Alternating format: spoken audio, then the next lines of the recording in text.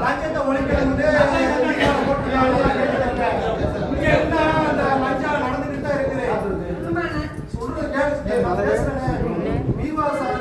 Sir வந்து server வரணும் போது 5000 10,000 ஒரு இடத்துக்கு அளக்கிறது குற்றச்சாட்டு கொடுத்துருக்காரு. நல்லா கேட்குறேங்க. அதை வந்துட்டு இனிமே இதா பிடிச்சவங்க சொன்னா கடுமையா நடவடிக்கை எடுத்து சரியா புரியாது.